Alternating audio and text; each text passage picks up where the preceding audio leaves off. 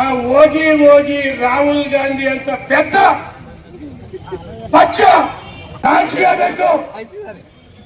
ಇವರು ಕರ್ನಾಟಕದಲ್ಲಿ ರೈತರು ಸಾಯ್ತಾ ಇದ್ದಾರೆ. ಮಳೆಗಾಲಿಲ್ಲ, ಭೀಕರವಾದ ಬರಗಾಲಿದೆ. ಆ ಹೋಗಿ ಹೋಗಿ ರಾಹುಲ್ ಗಾಂಧಿ ಅಂತ ಪೆದ್ದ ಪಕ್ಷ ಅವ್ರಿಗೆ ಹೋಗಿ ಈ ಸಿದ್ದರಾಮಯ್ಯ ಅಂತ ದೊಡ್ಡ ನಾಯಕರ ಬಗ್ಗೆ ನಿಮಗೆ ಗೌರವ ಇದೆ, ಅವ್ರಿಗೆ ಹೋಗಿ ಭಕ್ತಾರಲ್ಲ ನೀವು ಹೋಗಿ ಡಿ ಕೆ ಶಿವಕುಮಾರ್ ಅವರೇ ಅವ್ರಿಗೆ ಹೋಗಿ ನಮಸ್ಕಾರ ಮಾಡ್ತೀನಿ. ನಿಮಗೆ ನಾಚಿಕೆ ಆಗಬೇಕು. ಈ ರಾಜ್ಯದ ಜನರಿಗೆ ಅಪಮಾನ ಮಾಡ್ತೀರಿ, ಅವಮಾನ ಮಾಡ್ತೀರಿ. ಹೋಗಿ ರಾಹುಲ್ ಗಾಂಧಿ ನಿಮಗಿಂತ ಚಿಕ್ಕವರು ಬಚ್ಚ, ಅವ್ರ ಕಾಲು ಬೀಳ್ತಿಲ್ಲ, ನಿಮಗೆ ನಾಚಿಕೆ ಆಗಲ್ವಾ? ಸಿದ್ದರಾಮಯ್ಯ ಡಿ ಕೆ ಶಿವಕುಮಾರ್ ಅವರೇ ನಿಮಗೆ ಮಂತ್ರಿ ಮಂಡಲ ಏನೋ ಕಳೆದ 1.5 ತಿಂಗಳಿಂದ ಕರೆದು ಕಟ್ಟೆ ಹಾಕ್ತಿವಂತೆ ಡೆಲ್ಲಿಗೆ ಹೋಗೋದು ಬರೋದು, ಡೆಲ್ಲಿಗೆ ಹೋಗೋದು ಬರೋದು. ಯಾವ ಪುರುಷಾರ್ಥಗೋಸ್ಕರ ಡೆಲ್ಲಿಗೆ ಹೋಗ್ತೀರಿ ನೀವು? ನಾಚಿಕೆ ಆಗಬೇಕಲ್ಲ ನಿಮಗೆ? ಈ ರಾಜ್ಯದ ರೈತರು ಕಣ್ಣಲ್ಲಿ ಕಣ್ಣೀರು ಬರ್ತಲ್ಲ, ರಕ್ತ ಬರ್ತಾ ಇದೆ, ರಕ್ತ ಬರ್ತಾ ಇದೆ. ರೈತರ ಕಣ್ಣೀರನ್ನು ಒರೆಸುವ ಬದಲಾಗಿ ಅಲ್ಲಿ ಡೆಲ್ಲಿಗೆ ಹೋಗಿ ಜಂತರ್ ಮಂತರ್ನಲ್ಲಿ ಪ್ರತಿಭಟನೆ ಮಾಡ್ತಿಲ್ಲ. ನಿಮಗೆ ನಾಚಿಕೆ ಆಗಲ್ವಾ? ಈ ರಾಜ್ಯದ ರೈತ ನ್ಯಾಯ ಕೊಡ್ರಿ. ಇದುವರೆಗೂ ಮುಖ್ಯಮಂತ್ರಿಗಳು, ಸಚಿವ ಸಂಪುಟ, ಯಾವುದೇ ಶಾಸಕರು ಈ ರಾಜ್ಯದಲ್ಲಿ ಭೀಕರ ಬರಗಾಲ ಇದೆ, ಬರಗಾಲವನ್ನು ವೀಕ್ಷಣೆ ಮಾಡಬೇಕಾಯ್ತು. ಬರಗಾಲ ಎಲ್ಲ ಜಿಲ್ಲೆಗಳಿಗೆ, ಎಲ್ಲ ತಾಲೂಕುಗಳಿಗೆ ಭೇಟಿ ನೀಡಿ ರೈತರ ಜನ ಸ್ಥಿತಿಯಲ್ಲಿ ತಿಳ್ಕೊಳ್ಳೋ ಬದಲಾಗಿ ಹೆಸರಿ ಡೆಲ್ಲಿಗೆ ಹೋಗ್ತಿರ್ಲಿ. ಸಿದ್ದರಾಮಯ್ಯರೇ, ಡಿ ಕೆ ಶಿವಕುಮಾರ್ ಅವರೇ, ನಿಮಗೆ ಕರ್ನಾಟಕದ ರಾಜ್ಯದ ಜನ ನಿಮಗೆ ಸ್ವಾಭಿಮಾನಿ ಮತದಾರರು ಯಾವುದೇ ಕಾರಣಕ್ಕೆ ಬಿಟ್ಟಿ ಭರವಸೆಗಳು ಸುಳ್ಳು ಹೇಳಿ ಅಧಿಕಾರಕ್ಕೆ ಬಂದ್ರಿ. ಕಣ್ಣೀರು ವರ್ಷದ ಬದಲಾಗಿ ಜಂತರ್ ಮಂತರ್ಗೆ ಹೋಗಿ ಅಲ್ಲಿ ನರೇಂದ್ರ ಮೋದಿಜಿಯವರ ವಿರುದ್ಧ ಪ್ರತಿಭಟನೆ ಮಾಡ್ತೀರಿ. ಯಾವುದೇ ಆದಂತ ಜಿಲ್ಲೆ ಪಾರ್ಟಿ ಅಂತೆ, ಅವ್ರು ಯಾರು ವಿದ್ಯಾರ್ಥಿಗಳಲ್ಲ ಪ್ರತಿಭಟನೆ ಮಾಡಿದ್ದು, ಯಾರ ಪೇಮೆಂಟ್ ಕಾರ್ಯಕರ್ತರು ಕಾಂಗ್ರೆಸ್ಸಿನ ಮತ್ತು ಸಮಾಜವಾದಿ ವೆಸ್ಟ್ ಬೆಂಗಾಲ್ನ ಅವರೆಲ್ಲ ಭಾರತೀಯ ಜನತಾ ಪಾರ್ಟಿ ಮೋದಿ ಅವರ ವಿರುದ್ಧವಾಗಿ ರಾಜಕಾರಣ ಮಾಡ್ತಾರೆ. ಇವತ್ತು ವಿದ್ಯಾರ್ಥಿಗಳು ಯಾರು ಬೀದಿಗೆ ಪ್ರತಿಭಟನೆ ಮಾಡಿಲ್ಲ. ಇವತ್ತು ರಾಜ್ಯದ ರೈತರ ಸ್ಥಿತಿಗತಿ ತಿಳ್ಕೊಳ್ಳೋ ಬದಲಾಗಿ ಡೆಲ್ಲಿಗೆ ಪ್ರತಿಭಟನೆ ಮಾಡ್ತಾರೆ. ಅದೇ ಸಹಜ. ಒಬ್ಬ ಪ್ರತಿಪಕ್ಷದ ನಾಯಕ ಮಲ್ಲಿಕಾರ್ಜುನ್ ಖರ್ಗೆ ಅಂತ ಹಿರಿಯರು ಹೋಗಿ ಇವರಿಗೆ ಸಂವಿಧಾನ ಬಗ್ಗೆ ಅರಿವಿಲ್ಲ, ಮೋದಿಯವರ ಮನೆ ಮುಂದೆ ಪ್ರತಿಭಟನೆ ಮಾಡಿದಾಗ ಸಹಜವಾಗಿ ಬಂಧಿಸ್ತಾರೆ, ಬಂದರೆ ಬಿಡುಗಡೆ ಆಗುತ್ತೆ. ಅದಕ್ಕೆ ರಾಜ್ಯದ ಉದ್ಯೋಗಕ್ಕೆ ಪ್ರತಿಭಟನೆ. ರೇ ಸ್ವಾಮಿ, ನಿಮಗೆ ನಾಚಿಕೆ ಆಗಬೇಕು. ಸಿದ್ದರಾಮಯ್ಯ, ಡಿ ಕೆ ಶಿವಕುಮಾರ್, ಖರ್ಗೆ ಅವರೇ, ಡಿ ಕೆ ಹರಿಪ್ರಸಾದ್ ಅವರೇ, ಈ ರಾಜ್ಯದ ರೈತರ ಸ್ಥಿತಿಗತಿಯನ್ನು ಅರ್ಥ ಮಾಡಿಕೊಳ್ಳೋ ಬದಲಾಗಿ ಇವತ್ತು ನಾವು ಒತ್ತಾಯ ಮಾಡ್ತೀವಿ. ಹೊನ್ನಾಳಿ ನ್ಯಾಮತಿ ತಾಲೂಕಲ್ಲ, ರಾಜ್ಯದ ಎಲ್ಲ ಜಿಲ್ಲೆಗಳಲ್ಲಿ ಭೀಕರ ಬರಗಾಲ ಇದೆ. ತಕ್ಷಣ ಹೊನ್ನಾಳಿ ನ್ಯಾಮತಿ ತಾಲೂಕನ್ನ ಎಲ್ಲಿ ಮಳೆಯಾಗಿಲ್ಲ ಆ ತಾಲೂಕು ಕೇಂದ್ರಗಳನ್ನ ಬರಗಾಲಕ್ಕೆ ಘೋಷಣೆ ಮಾಡಬೇಕಂತ ಹೇಳಿ ಈ ಸರ್ಕಾರಕ್ಕೆ ನಾನು ಒತ್ತಾಯ ಮಾಡ್ತೀನಿ ಬಂಧುಗಳೇ. ಒತ್ತಾಯ ಬರಗಾಲ ಸೇರಿಸುವಂತಾನೆ ಕೈ ಎತ್ತೇಳ್ರಿ. ಎಲ್ಲಿ ಮಳೆಯಾಗಿಲ್ಲ ಆ ತಾಲೂಕು ಕೇಂದ್ರಗಳನ್ನ ನಮ್ಮ ದಾವಣಗೆರೆ ಜಿಲ್ಲೆ ಎಲ್ಲ ತಾಲೂಕನ್ನ ಬರಗಾಲಕ್ಕೆ ಸೇರಿಸಬೇಕಂತ ಹೇಳಿ ನಾನು ಒತ್ತಾಯ ಮಾಡ್ತೀನಿ ಬಂಧುಗಳೇ. ರಾಜ್ಯದ ರೈತರ ಸಂಪೂರ್ಣ ಸಾಲವನ್ನು ಮಾಡಬೇಕು. ಯಡಿಯೂರಪ್ಪನವರು ಚಂದ್ರಶೇಖರ್ ಮುಖ್ಯಮಂತ್ರಿ ಆಗಿದ್ದಾಗ ಸಾಲವನ್ನು ಮನ್ನಾ ಮಾಡಿದ್ರು. ಅವತ್ತೇನೇನ್ರಿ, ಸಾಲ ಮನ್ನಾ ಮಾಡ್ರಿ ಗೊಬ್ಬೆ ಎತ್ತದಲ್ಲ. ಇವತ್ತು ನೀವು ಸಾಲ ಮನ್ನಾ ಮಾಡಬೇಕು. ಅವಳಿ ತಾಲೂಕನ್ನು ಅಷ್ಟೇ ಅಲ್ಲ, ದಾವಣಗೆರೆ ಜಿಲ್ಲೆ ಎಲ್ಲಿ ಮಳೆಯಾಗಿಲ್ಲ. ಈಗಾಗಲೇ ನಮ್ಮ ರಾಜ್ಯದ ಅಧ್ಯಕ್ಷ ವಿಜಯೇಂದ್ರ ಅವರು ಎಲ್ಲ ಕಡೆ ಪ್ರವಾಸ ಮಾಡ್ತಾ ಇದ್ದಾರೆ. ಇವತ್ತು ಬರಗಾಲಕ್ಕೆ ಸೇರಿಸಬೇಕು, ಹಣವನ್ನು ಬಿಡುಗಡೆ ಮಾಡಬೇಕು. ಇವ್ರು ಹೇಳ್ತಾರೆ, ಕೇಂದ್ರ ಸರ್ಕಾರ, ಪರಮೇಶ್ವರ್ ಹೇಳ್ತಾರೆ, ಆ ಸ್ವಾಮಿ ಹಿಂದೆ UPA ಸರ್ಕಾರ ಇದ್ದಾಗ, ಮನಮೋಹನ್ ಸಿಂಗ್ ಅಧಿಕಾರ ಇದ್ದಾಗ ಅತಿವೃಷ್ಟಿ ಆದಾಗ ಯಡಿಯೂರಪ್ಪನವರು ಕೇಂದ್ರ ಸರ್ಕಾರ ಕಡೆ ಬೆರಳು ಮಾಡಿ ತೋರಿಸಲಿಲ್ಲ, ಸಾಲ ಹಣವನ್ನು ಬಿಡುಗಡೆ ಮಾಡಲಿಲ್ಲ ಅತಿವೃಷ್ಟಿಗೆ.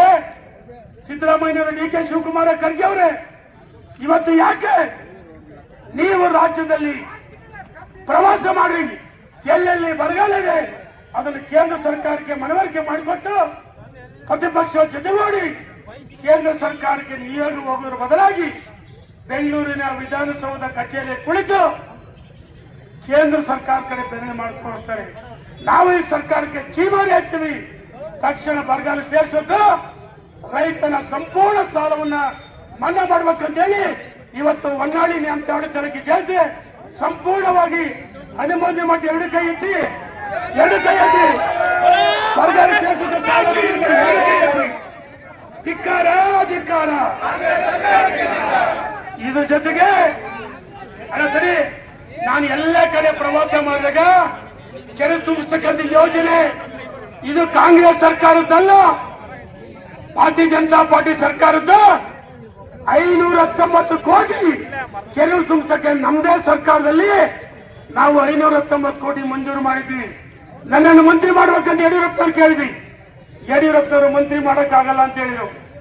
ಆ ಸಂದರ್ಭದಲ್ಲಿ ನಾನು ಹೇಳಿದೆ, ನಾನು ಎಲ್ಲ ಹಳ್ಳಿಗಳಲ್ಲಿ ಹೊಳೆಯಿಂದ ಮೇಲ್ಭಾಗದ ಹಳ್ಳಿಗಳಲ್ಲಿ ಪ್ರವಾಸ ಮಾಡುವಾಗ ಎಲ್ಲ ಮುಖಂಡರು ಕಾರ್ಯಕರ್ತರು ರೈತ ಹೇಳ್ತದ್ದು ಕೆರೆ ತುಂಬಿಸ್ಬೇಕಣ ಅಂತ ಹೇಳ್ತದ್ದು.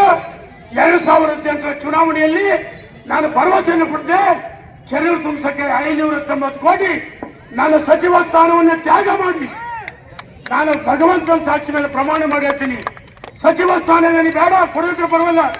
ಯಡಿಯೂರಪ್ಪನವರೇ, ನನಗೆ ಈ ಕ್ಷೇತ್ರದ ಜನರಿಗಿಂತ ಮುಖ್ಯ. ಇವತ್ತು ಅಂತರ್ಜಲ ಕಡಿಮೆ ಆಗುತ್ತೆ, ಬೋರ್ವೆಲ್ ನಲ್ಲಿ ಇವತ್ತು ಕೆರೆ ತುಂಬಿಸಕ್ಕೆ 519 ಕೋಟಿ ಹಣವನ್ನ ಮಂಜೂರು ಮಾಡಬೇಕಂತ ಹೇಳಿದಾಗ ಯಡಿಯೂರಪ್ಪ ಕಾಮಧೇನು ಕಲ್ಪವೃಕ್ಷ.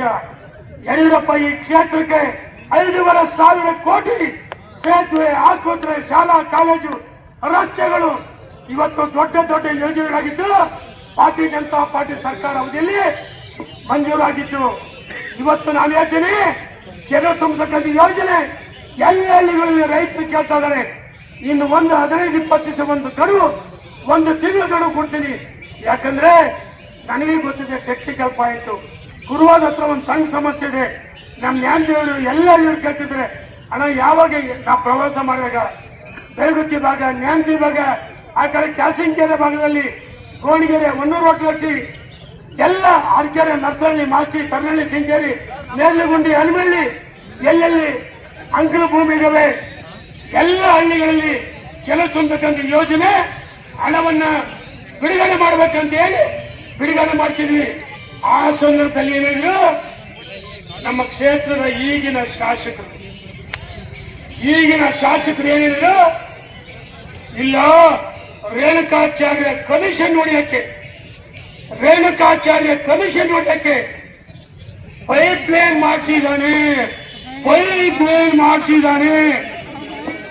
ನಾನು ಹಿರಿಯರ ಶಾಂತಿ ನೋಡ್ರೆ ನಾನು ನಿಮಗೆ ಗೌರವ ಕೊಡ್ತೀನಿ. ಆದ್ರೆ ಅವತ್ತು ಸುಳ್ಳು ಹೇಳಿದ್ರಲ್ಲ, ಮೊನ್ನೆ ಕೆರೆ ತುಂಬಿಕೆ ಯೋಜನೆ ಚಾಲನೆ ಕೊಟ್ರಿ, ನೀವು ಕೂಡ ಶಾಸಕರು ಶಿಷ್ಟಾಚಾರ ಇದೆ. ನಾನು ಹೆಚ್ಚು ಟೀಕೆ ಮಾಡಕ್ಕೆ ಇಚ್ಛೆ ಪಡಲ್ಲ, ನನಗೆ ಟೀಕೆ ಅವಶ್ಯಕತೆ ಇಲ್ಲ. ನಮ್ಮ ರೈತರ ಬೋರ್ವೆಲ್ ರೀಚಾರ್ಜ್ ಆಗಬೇಕು. ಮಳೆ ಇಲ್ಲಿದೆ, ಬರಗಾಲ ಇದೆ, ಹೊಳೆಯಲ್ಲಿ ನೀರು ತುಂಬಿದೆ. ಕೆರೆಗಳನ್ನ ತಕ್ಷಣ ನಾನು 15 ದಿವಸ ಇಂಜಿನಿಯರ್ ಕರೆ ಮಾಡ್ತೀನಿ. ಎಸಿ ಅವರು ಬಂದರೆ ಇಲ್ಲಿ, ನಾನು ಡಿ ಸಿ ಅವ್ರಿಗೆ ಹೇಳ್ತೀನಿ, ಅಲ್ಲಿ ಹಳೆ ಕುರು ಹತ್ರ ಸ್ವಲ್ಪ ಸಣ್ಣ ಸಮಸ್ಯೆ ಇದೆ. 519 ಕೋಟಿ ನಮ್ಮ ಕಾಲದಲ್ಲಿ ಮಂಜೂರು ಮಾಡಿದ್ದು. ತಕ್ಷಣ ಆ ಕೆರೆಗಳನ್ನ ತುಂಬಿಸ್ತಾ ಇದ್ರೆ ತಾಲೂಕು ಕಚೇರಿ ಮುತ್ತಿಗೆ ಹಾಕಿ ಬೃಹತ್ ಹೋರಾಟವನ್ನ, ಅಹೋರಾತ್ರಿ ದಂಡ ಸತ್ಯಾಗ್ರಹವನ್ನ ನಾವಿಲ್ಲೇ ಮಾಡ್ತೀವಿ. ಕೆಲವು ತುಂಬಿಸ್ತಾ ಇದ್ರೆ ತಕ್ಷಣ ಇದು ಈ ಸರ್ಕಾರದ ಯೋಜನೆ ಅಲ್ಲ, ನಮ್ಮ ಸರ್ಕಾರ ಅವಧಿಯಲ್ಲಿ ನಾನು ಮಂತ್ರಿಗಳಿಗೆ ತ್ಯಾಗ ಮಾಡಿ ಯಡಿಯೂರಪ್ಪನವರಿಗೆ ನಿಮ್ಮೆಲ್ಲರ ಪರವಾಗಿ 519 ಕೋಟಿ ಕೇವಲ ಯಡಿಯೂರಪ್ಪ ಹೊನ್ನಾಳಿ ಅಂತ ಹಳ್ಳಿ ತಾಲೂಕು ಕೊಳ್ಳಿಲ್ಲ. ಚನ್ನಗಿರಿ ಏತ ನೀರಾವರಿ ಇರ್ಬೋದು, ದಾವಣಗೆರೆ ಇರ್ಬೋದು, ರಾಜ್ಯದ ಎಲ್ಲ ಏತ ನೀರಾವರಿಗೆ 1000 ಕೋಟಿ ಕೊಟ್ಟಂತ ಪುಣ್ಯಾತ್ಮ ಹೇಳಿದ್ರೆ ಅದು ಭಗೀರಥ, ಆಧುನಿಕ ಭಗೀರಥ ಸನ್ಮಾನ ಯಡಿಯೂರಪ್ಪ. ಇನ್ನೊಂದು ಬಹಳಷ್ಟು ಜನ ನಿರೀಕ್ಷೆ ಇತ್ತು, ಅಂಡ ಕೆರೆ ತುಂಬಿಸೋದು. ಅವ್ರು ಯಾರೇ 27ನೇ ತಾರೀಕು ಇಟ್ಕೊಂಡು ನನಗೆ ಸಂಬಂಧ ಇಲ್ಲ. ಕೆರೆ ತುಂಬಿಸ್ತಕ್ಕಂಥ ಯೋಜನೆ ಸರ್ಕಾರ ತಕ್ಷಣ ಇದು ಮಾಡದೇ ಇದ್ರೆ ನಾನು ಡಿ ಕೆ ಶಿವಕುಮಾರ್ ಕಂಡಿದ್ದೆ, ಸಿದ್ದರಾಮಯ್ಯ ಮುಖ್ಯಮಂತ್ರಿ ಕಂಡಿದ್ದೆ. ಕೆರೆ ತುಂಬಿಸ್ತಕ್ಕಂಥ ಯೋಜನೆಗೆ ತಕ್ಷಣ ಇವರು ಹಣ ಕೊಡಬೇಕಾಗಿಲ್ಲ. 519 ಕೋಟಿ ಸಚಿವ ಸಂಪುಟದ ಅನುಮೋದನೆ ತುಟ್ಟಿದೆ. ಇವತ್ತು ಇವರಿಗೆ LOC ಕೊಡ್ತಾ ಇಲ್ಲ, ತಡೆ ಹಿಡಿತಾರೆ. ನಾನು ತಕ್ಷಣ ಕೆರೆ ತುಂಬಿಸಕ್ಕೆ ಹಣ ಇದೆ, ತುಂಬಿಸ್ಬೇಕಂತೇಳಿ ಒತ್ತಾಯ ಮಾಡಿ, ಇದ್ರ ಜೊತೆಗೆ ಇಲ್ಲಿ ಬಹಳ ಜನ ಮಹಿಳೆಯರು ಬಂದರೆ, ವಯೋವೃದ್ಧರು ಬಂದರೆ, ಎಲ್ಲಿ ಹೋಗಿ ಇದ್ರ ಜೊತೆಗೆ ಹಾಲಿನ ಪ್ರೋತ್ಸಾಹಧನ ಬಿಡುಗಡೆ ಮಾಡ್ತಾ ಇಲ್ಲ. ಹಾಲಿನ ಪ್ರೋತ್ಸಾಹಧನ ಬಿಡುಗಡೆ ಮಾಡಬೇಕು. ಮೊನ್ನೆ ಗೊಲ್ರಳ್ಳಿಗೆ ಹೋದಾಗ ಬಹಳ ಜನ ಕೇಳಿದ್ರು, ಭದ್ರಾ ನಾಲೆ ವ್ಯಾಪ್ತಿಯಲ್ಲಿ ರೈತರ ಟೆಕ್ನಿಕಲ್ ಸಮಸ್ಯೆ ಇದೆ. ಅವರು ಈ ಸತಿ ಹೇಳ್ತೀನಿ, ಭದ್ರಾ ನಾಲೆ ವ್ಯಾಪ್ತಿಯಲ್ಲಿ ಬರ್ತಕ್ಕಂಥ ನೀರಾವರಿ ಇಲಾಖೆ ವ್ಯಾಪ್ತಿಯಲ್ಲಿ ಬರ್ತಕ್ಕಂಥ ರೈತರಿಗೆ ಅವರು ಕೇವಲ 10 ಗಂಟೆ ಬಂದಿದ್ರು. ಅವ್ರು ರೈತರು ಕೂಡ ದಾಖಲೆ ಕೊಡ್ತಾರೆ. ಇಲ್ಲಿದೆ ರೈತರು ದಾಖಲೆ ಕೊಡ್ತಾರೆ. ಗೊಲ್ರಳ್ಳಿ ಅವರು ಭದ್ರಾ ನಾಲೆ ವ್ಯಾಪ್ತಿಯಲ್ಲಿ ಸಾಸವಳ್ಳಿ ಇರ್ಬೋದು, ಕುಂದೂರು ಭಾಗ್ಯ ಇರ್ಬೋದು, ಅವ್ರು 10 ಗಂಟೆ ಜಮೀನು ಹೋಗಿದ್ರೆ 5 ಎಕರೆ ಭೂಮಿಯನ್ನ ಸರ್ಕಾರಕ್ಕೆ ಸೇರಿಸ್ಕೊಡಿದ್ರೆ ನಾನು ಅಧಿಕಾರಿಗಳು ಎಚ್ಚರಿಕೆಯನ್ನು ಕೊಡಿದ್ದೀನಿ. ಆ ರೈತರಿಗೆ ಸತಾಯಿಸಿದೆ. ತಕ್ಷಣ ಭದ್ರಾ ನಾಲೆ ವ್ಯಾಪ್ತಿಯ ಮತ್ತು ತುಂಗಾ ನಾಲೆ ವ್ಯಾಪ್ತಿಯ ರೈತರ ದಾಖಲೆಗಳನ್ನ ಸರಿಪಡಿಸಿಕೊಡ್ಬೇಕಂತ ಹೇಳಿ ನಾನು ಒತ್ತಾಯ ಮಾಡ್ತೀನಿ. ಈ ಹಣವನ್ನ ವಾಲ್ಮೀಕಿ ಜನಾಂಗದಲ್ಲಿ ಹುಟ್ಟಿ ಆ ವಾಲ್ಮೀಕಿ ಸಚಿವ ನಾಗೇಂದ್ರ ಅವರು ಹೆಂಡರಿಗೆ ಬಳ್ಳಾರಿ ಚುನಾವಣೆಗೆ, ಕಾರ್ ಖರೀದಿಗೆ, ಬಂಗಾರ ಖರೀದಿಗೆ ಹಣವನ್ನ ಲೂಟಿ ಮಾಡಿತು ಅಂತ ಕೆಟ್ಟ ಸರ್ಕಾರ ವಿರುದ್ಧವಾಗಿ ಭಾರತೀಯ ಜನತಾ ಪಾರ್ಟಿ ಹೋರಾಟವನ್ನು ಮಾಡ್ತೀವಿ. ಸೂರ್ಯಚಂದ್ರ ಎಷ್ಟರ ಮುಂದಿನ ದಿನಮಾನಗಳಲ್ಲಿ ಕಾಂಗ್ರೆಸ್ ರಾಜ್ಯ ಧೂಳಿಪಟ್ಟಾಗುತ್ತೆ. ರೈತ ವಿರೋಧಿ ಸರ್ಕಾರ, ಹಿಂದೂ ವಿರೋಧಿ ಸರ್ಕಾರ. ಅದಕ್ಕೋಸ್ಕರ ಮುಂದಿನ ದಿನಮಾನಗಳಲ್ಲಿ ನಮ್ಮ ರಾಜ್ಯಾಧ್ಯಕ್ಷ ವಿಜೇಂದ್ರ ನೇತೃತ್ವದಲ್ಲಿ ನಾವು ಅಧಿಕಾರಕ್ಕೆ ಬಂದೇ ಬರ್ತೇವೆ. ವಿಜೇಂದ್ರ ಮುಖ್ಯಮಂತ್ರಿ ಮಾಡಿ ಈ ರಾಜ್ಯದಲ್ಲಿ ರೈತರ ಪರವಾಗಿ ಉತ್ತಮವಾದ ಆಡಳಿತವನ್ನು ಕೊಡ್ತೀವಿ ಅಂತ ಹೇಳಿ ಅಭಿನಂದನೆ ಸಲ್ಲಿಸಿ